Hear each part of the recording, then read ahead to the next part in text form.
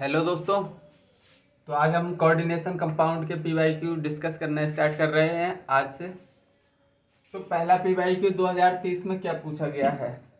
Homoleptic complex from the following complexes. Homoleptic complex क्या होते हैं, मैंने पढ़ाया है। Homoleptic complex homoleptic complex homoleptic complex में सेम लिगेंड होते हैं, सेम लिगेंड। और हेट्रोलैप्टिक कॉम्प्लेक्स क्या होते हैं?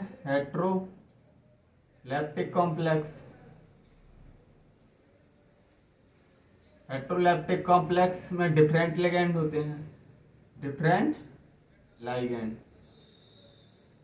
तो बस हमको क्या चेक करना है कि कोई भी कॉम्प्लेक्स कंपाउंड होगा उसमें क्या सेम टाइप के लिगेंड होना चाहिए। तो पोटेशियम क्या है? Counter ion, tri oxalato, aluminate. ये तो सेंट्रल मेटल एटम है। ये क्या है? Central metal atom. ये क्या है? Counter ion. और ट्राई ऑक्सिलेटो यही तो है लाइगेंड। तो C2O4-2 यही तो है ट्राई ऑक्सिलेटो। सेम टाइप के लिगेंड प्रेजेंट है इसमें। ऑप्शन इसका ए ही है, लेकिन और ऑप्शन भी देख लो। डाई अमाइन क्लोराइडो नाइट्राइटो प्लेटिनम, इसमें तो इतने ज्यादा लिगेंड है। नाइट्राइटो भी लिगेंड है, क्लोराइडो भी है, अमाइन भी है। तो इसमें ये ऑप्शन नहीं होगा। प्लेटिनम कार्बोनेटो कोबाल्ट क्लोराइड, इसमें भी बहुत ज़्यादा है तो इसको भी छोड़ो। ट्राई अमाइन, ट्राई एक्वा, दो दो है। कोबाल्ट 3 क्लोराइड, ये वाला भी ऑप्शन छोड़ो। ठीक है, तो हमारा पहला ऑप्शन हमारा क्या रहेगा? Right option. चलो और आगे बढ़ते हैं।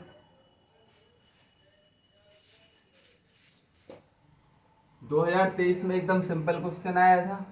इसमें ज़्यादा कुछ नहीं देखना था तुमको, बस सेम टाइप के लिगेंड देख लेते, तुम्हारा आंसर आ जाता।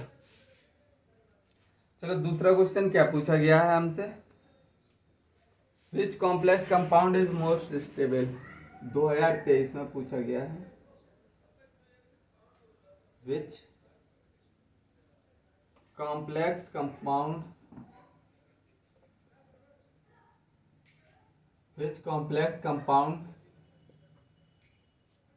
Is most stable. पहला option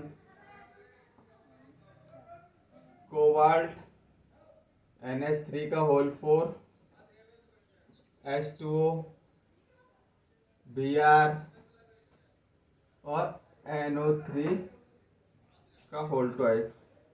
second option cobalt NH3 NO3 का होल थ्राइस। थर्ड ऑप्शन क्या है? COCl2 En का whole twice NO3। Fourth option CONH3 का होल 6 2SO3 का whole thrice.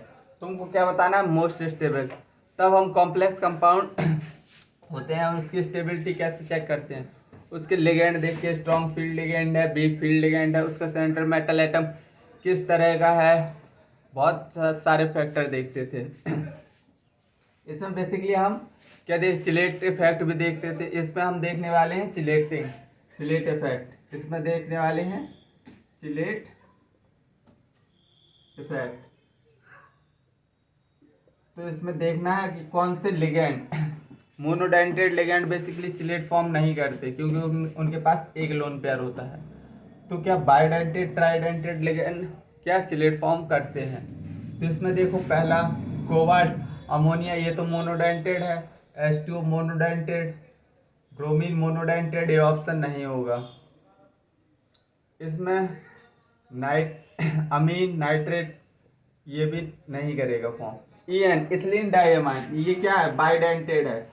Formation of chelate compound, formation, ये क्या कर रहा है, फॉर्मेशन ऑफ चिलेट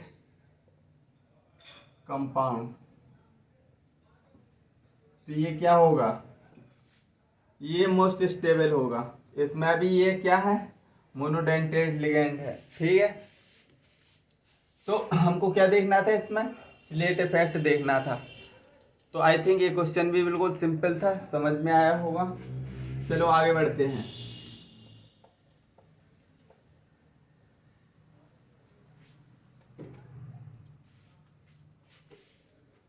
दो 2022 में क्या पूछ लिया गया तुमसे, 2022 में the order of energy absorb, the order of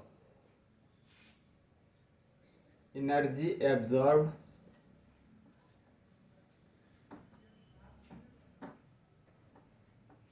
which is responsible, which is responsible, which is responsible for color of complexes, color of complexes, complexes। पहला ऑप्शन क्या है, NiH2O का होल ट्वाइस, En का होल ट्वाइस +2 में है। B option क्या है, nickel H2O का होल 4 और En +2। सी ऑप्शन NiEn का होल थ्राइस। ए ऑप्शन क्या है, CBA। बी ऑप्शन क्या है, CAB। सी ऑप्शन क्या है, BAC। डी ऑप्शन क्या है, ABC। तो देखो एक बात समझना अब अच्छे से, क्या पूछ रहा है, the order of energy absorb, energy absorb which of the responsible for colour complexes, मतलब एनर्जी एब्जॉर्ब किस में ज़्यादा होगी, वो ये पूछ रहा है। तो तुमने पढ़ा होगा स्ट्रॉन्ग लिगेंड होते हैं, जो strong ligand, strong ligand, strong ligand होते हैं जो तो क्या स्प्लिटिंग ज़्यादा करते हैं, स्प्लिटिंग। और स्प्लिटिंग अगर ज़्यादा हो रही है तो एनर्जी एब्जॉर्ब क्या होगी, ज़्यादा एनर्जी एब्जॉर्ब, एनर्जी एब्जॉर्ब भी ज़्यादा होगी। और अगर वीक लिगेंड है, वीक लिगेंड है, वीक लिगेंड ज़्यादा है तो स्प्लिटिंग क्या होगी, कम होगी। और एनर्जी एब्जॉर्ब,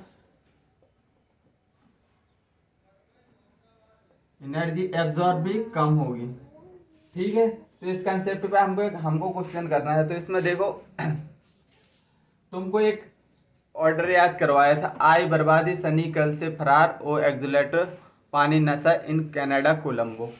वो सीरीज याद है, तो बस ये है strong field, strong ligand, En है स्ट्रॉन्ग लिगेंड, वाटर क्या है, वीक लिगेंड। तो देखो इधर तो तीन तीन स्ट्रॉन्ग लिगेंड है, इधर एक लिगेंड स्ट्रॉन्ग है, 4 वीक है, इधर 2 स्ट्रॉन्ग है, 2 वीक है, और इधर तीनों स्ट्रॉन्ग है। तो एनर्जी एब्जॉर्ब सब में सबसे ज़्यादा किसमें होगी, जिसमें तीनों स्ट्रॉन्ग हो, मतलब सी ऑप्शन होना चाहिए। तो सी तो 2 ऑप्शन में है, सबसे ज़्यादा एनर्जी ऑब्जर्व कर रही है। 2 ऑप्शन हमने इसलिए काट दिए, 2 ऑप्शन कट गए हमारे। अब हमको देखना है इन दोनों में, ए बी में कंपटीशन चल रहा है। तो देखो इधर 2 वीक हैं, 2 स्ट्रॉन्ग हैं, और इधर 4 वीक हैं, 1 स्ट्रॉन्ग है। तो इसकी एनर्जी ऑब्जर्व ज़्यादा कौन करेगा, ये वाला, क्योंकि 2 वीक है, 2 ही स्ट्रॉन्ग है, वीक कम है, और इधर वीक ज़्यादा है, 4 है। तो मतलब फिर आएगा ए, फिर आएगा बी, ठीक है। तो इसका ऑप्शन क्या है, सेकंड ऑप्शन सही है। चलो और क्वेश्चन करते हैं।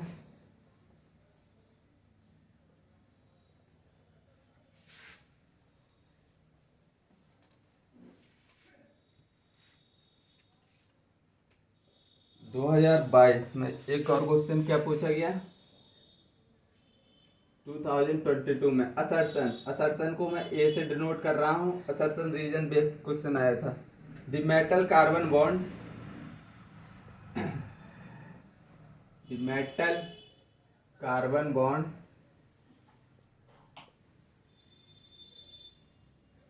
in metal carbonyl possess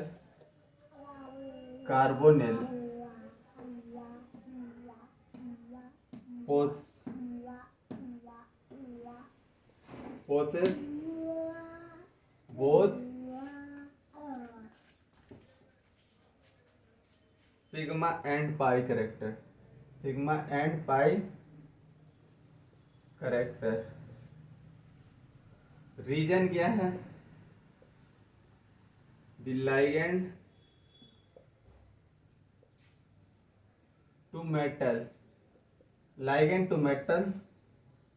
bond is a pi bond, and metal to ligand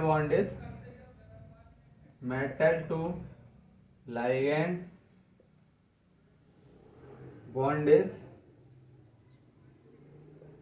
sigma bond. इसमें बताना है असर्शन सही है, पहला असर्शन सही है, रीजन सही है। सेकंड ऑप्शन असर्शन गलत है, रीजन सही है। थर्ड बोथ करेक्ट, ए भी करेक्ट है, बी भी करेक्ट है। And correct explanation of assertion and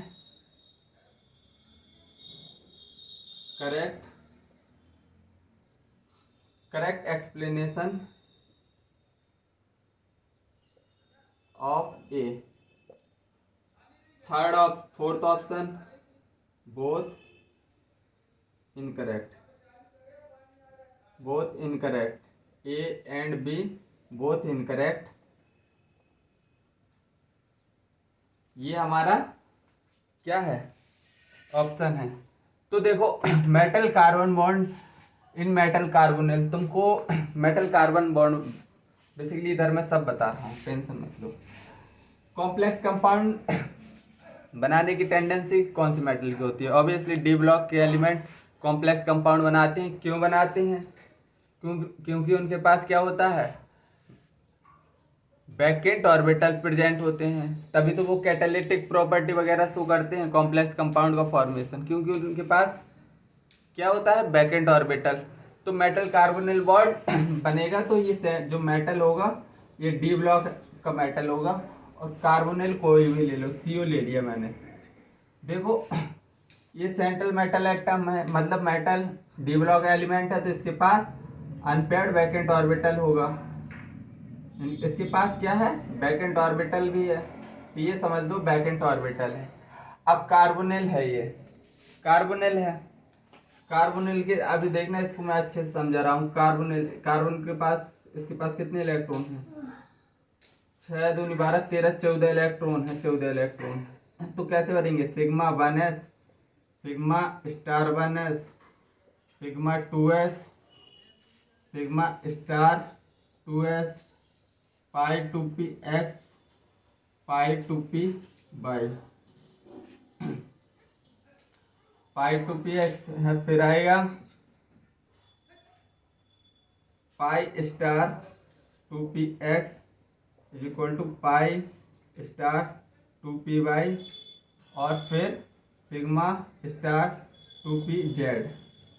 देखो 14 इलेक्ट्रॉन है, 2 2 4 2 6 2 8 2 10 2 12, सिग्मा सिग्मा एस, 2 2 4 2 6 2 8 2 10 2 12, और मैंने कहीं गलती की है क्या?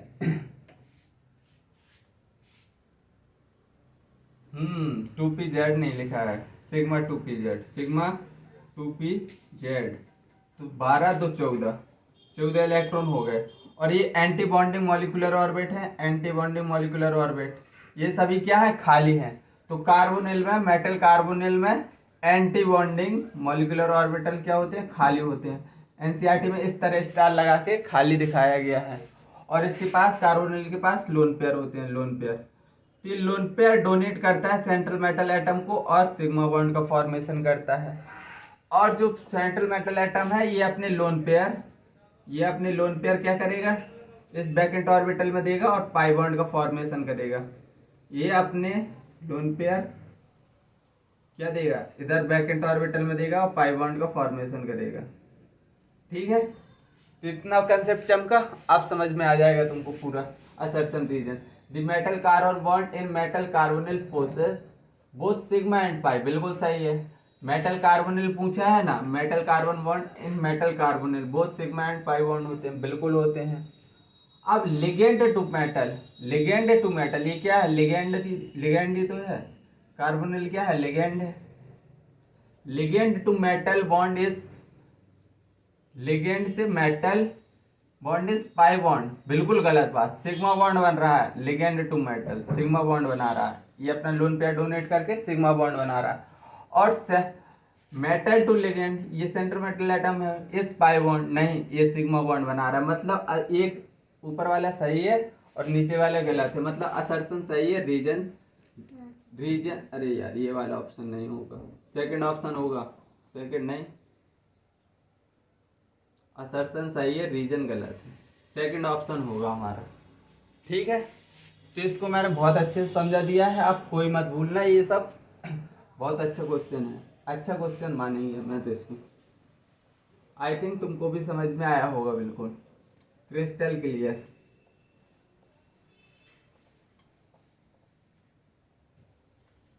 चलो और क्वेश्चन देखते हैं।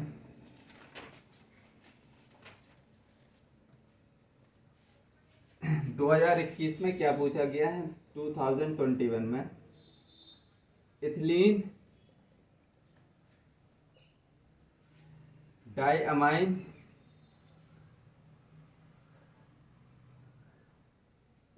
Tetra acetate, ethylene diamine tetra acetate ion is, पहला option tetradentate ligand with 3 nitrogen donor atom, ट्राइडेंटेड,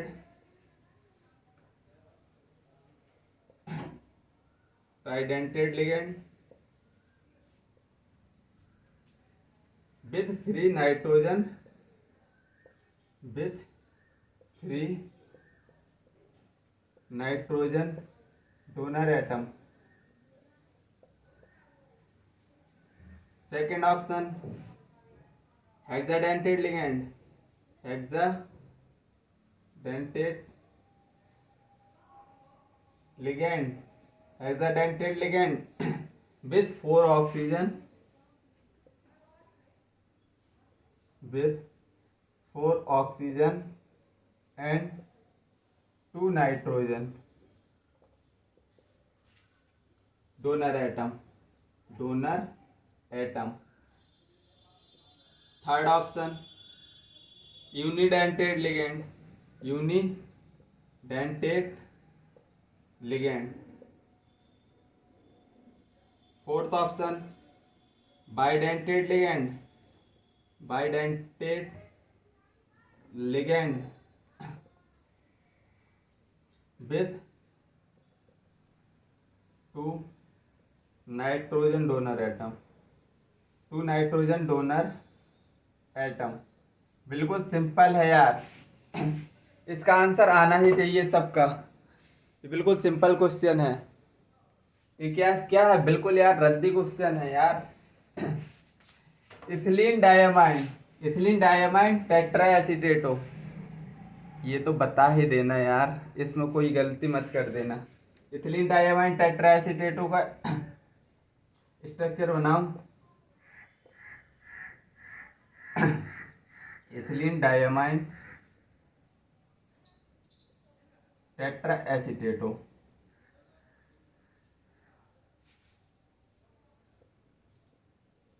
ethylene diamine tetra एसीटेटो।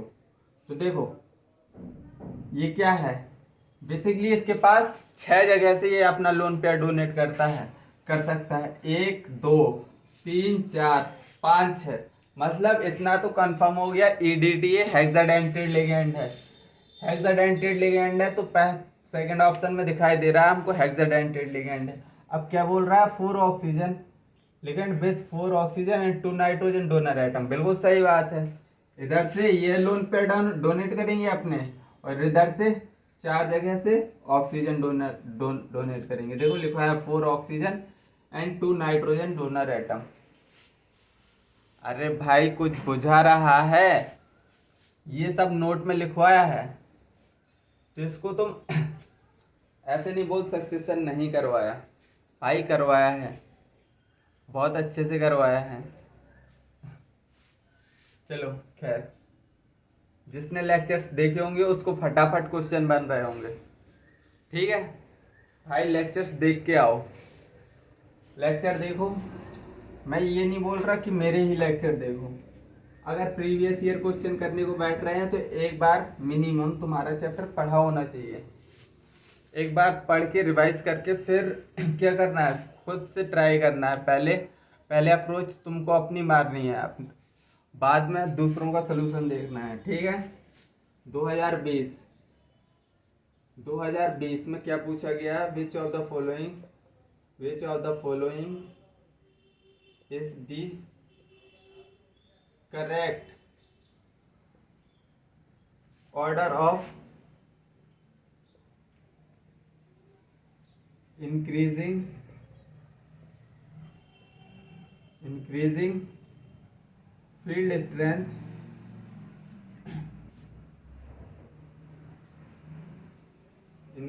field strength of ligand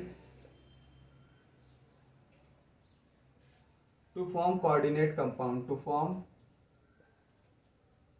coordinate compound। पहला option HCN negative, fluorine negative, Cn negative, C2O4 -2।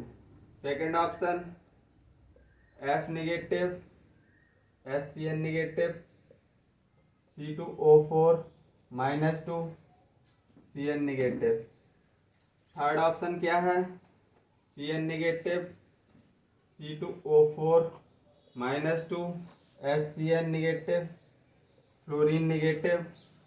Fourth option क्या है, HCN negative, fluorine negative, C2O4 -2, Cn। तो देखो मैंने series याद कराई थी ligands की मतलब कैसे याद करवाई थी। आई बर्बादी सनी कल से फरार, ओ एक्सलेटोन पानी नशा इन कनाडा कोलंबो। आई बर्बादी सनी कल से फरार, ओ ऑक्सलेटो, ये ऑप्शन तो पहले ही कट गए।